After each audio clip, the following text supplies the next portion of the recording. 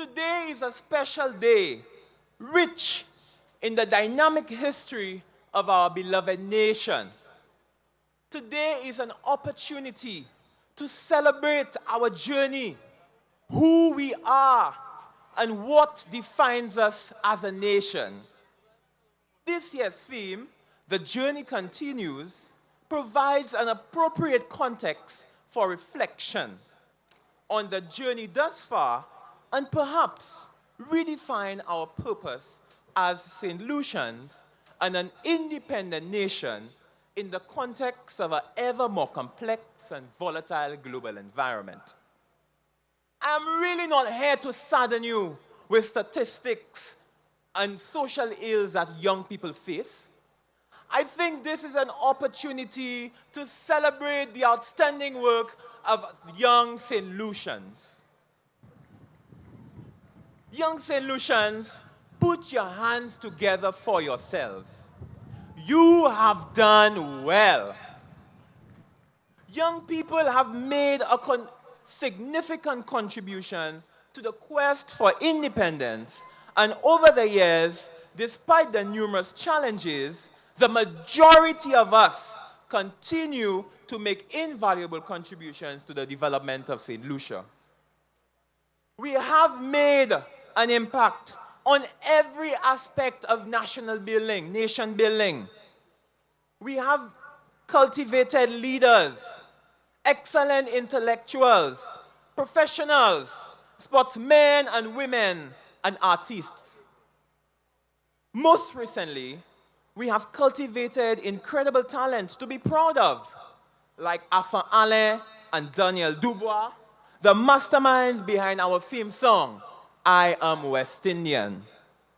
Young pioneers of the sports arena, Janelle Shaper, Zane Pierre, and Makiba Alcide, and young community leaders making an impact in their community, like Ravi Lamontagne, the president of the Soufrière Youth and Sports Council, and Faustina Edward, the president of the Youth on Fire Ministry out of Anse-Laurey. These are just a few of the young people who've held fast to their dreams. They have started their journey and have continued. Young St. Lucians, the opportunity is ours to be the architects of our nation's wealth. Not wealth through money, but through the prosperity of a people. We must claim what belongs to us, our independence. We must take charge of our country. I come from humble beginnings, my fellow St. Lucians. I can reflect on my journey as a young St. Lucian from Canaries, who would sometimes only have 50 cents and a grapefruit to attend secondary school, to a young professional who is set to meet Her Majesty, Queen Elizabeth II, at Buckingham Palace in June. Only last week, I was also selected among 16 other young leaders from across the Commonwealth, vying for the 2016 Commonwealth Youth Awards in Development. And in 2013, I received the award for Youth of the Year in St. Lucia. These prestigious awards are for my contribution to youth development. I'm sure many people can relate to my journey. My journey really began at the Soufrière Comprehensive Secondary School, where the struggle was real. Financial challenges, amongst many other social pressures. I never give up. I will never give up. I led a youth organization in my community, Canaries, Project Can, which supported many young leaders like Delaney Antoine, who is now making an impact engaging dancers, and Homer DeMarc, who is a media professional and a Carnival Queen runner-up. This experience propelled me to serve at the national level with the help of outstanding leaders like Jonathan Chalon from Choiseul and Twain Edward from Labrie, and further moved to regional levels to volunteer at the United Nations Development Program in Barbados. My journey is a journey of volunteerism, a journey playing my part in moving this nation. I don't think any university program can match my experience or the experience I've gained from volunteerism. My success is a success from volunteerism. At the end of the day, St. Lucians, what really matters is how we handle ourselves throughout the journey, using these hardships as a source of motivation and inspiration to move forward, to move this nation. Only last week, I learned the story of twins who have shown that they are creative entrepreneurs. The 20-year-olds from Derry Sumikud, Al and Alan Edward, have transformed a bicycle to a solar-powered cart where they sell their snacks and cakes to the public. These young St. Lucians have shown us that we have outstanding people amongst us with innovative ideas. Some, like the twins, were able to independently move the ideas forward, while some need the tools and resources to do that. I would like to bring the spotlight to the work of the government of St. Lucia tackling youth development. We say thank you for recognizing the need to review the National Youth Policy of St. Lucia in collaboration with the Commonwealth Secretariat. This is a milestone. We say thank you for the Caribbean Regional Communications Infrastructure Project, CACIP, which continues to train unemployed youth in the information technology sector. This is commendable. We also say thank you to the St. Lucia National Lotteries, the St. Lucia Football Association, the St. Lucia Athletics Association, and other national and community sporting agencies for your thrust towards sports development in St. Lucia. We also congratulate the recent delegation of young sportsmen and women who were in the United States on football trials. Congratulations to the Ministry of Youth Development and Sports. We also say thank you to the Ministry of Youth Development and Sports for the construction of mini stadiums across St. Lucia. This is one step in the right direction. However, it is also important to build the capacity of young people in the benefiting areas in project management and other necessary skills to maintain the sporting facilities to ensure its optimum use. We must also recognize the work of other outstanding community leaders making an impact in their community. We have a long way to go. Let's remember, Rome wasn't built in a day. The Prime Minister of St. Lucia, during his New Year's address, indicated that youth unemployment is at an estimated 44%.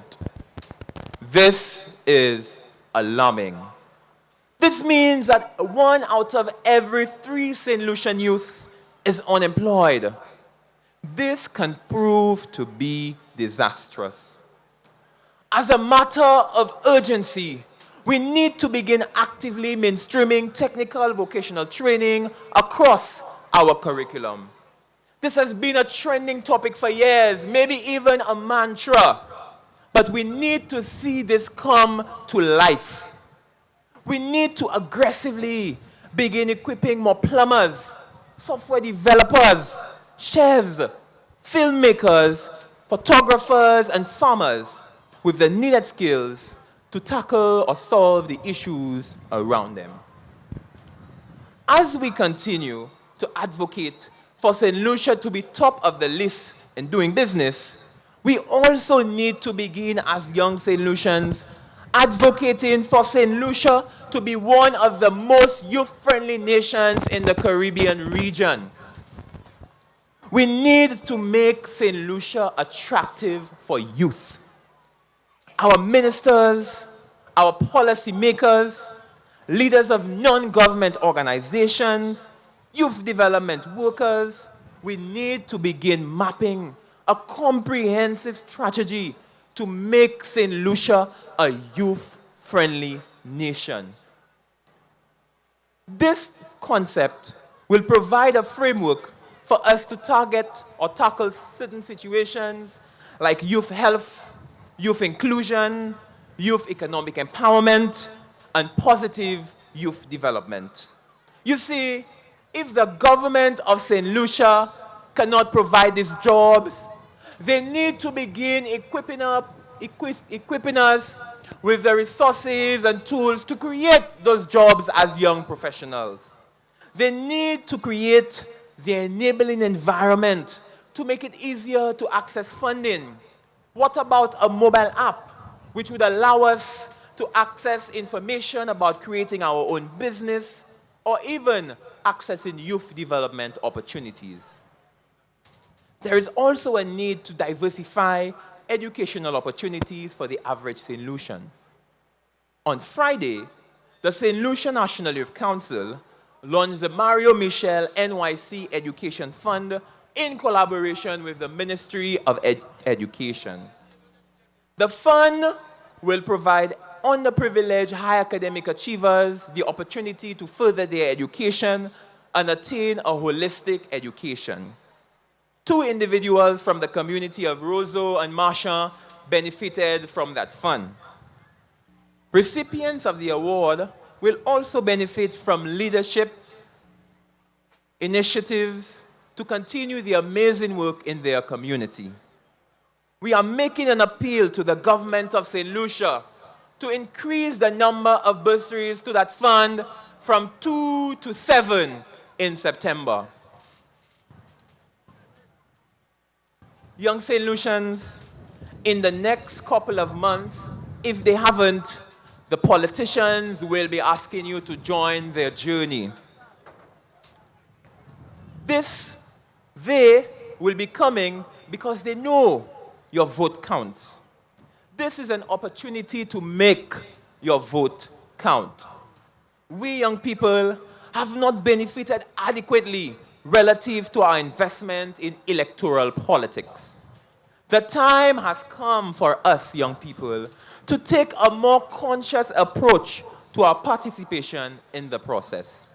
We need to begin negotiating for adequate political space, political influence, and strategic engagement for youth.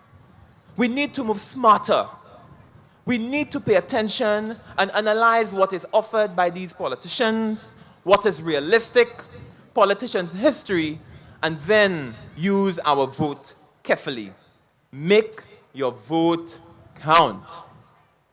Young St. Lucians, what we must remember is at the end of the day, our teachers may be the most dedicated, our parents may be the most supportive, our politicians may be advocates of issues, but none of that which we believe is most important will matter. We will remain a barren nation, unable to give birth to a nation of difference unless we young people fulfill our responsibilities, unless parents fulfill their responsibilities, unless community leaders fulfill their responsibilities. Every single one of us assembled here today in blues and blacks and whites and yellows, the time is now for bold measures designed in the name of change. Let's make best use of social media, be part of clubs in our community, and be aggressive in achieving our goal to move this nation. This is our country, and we are the generation of change. Our journey continues. I thank you.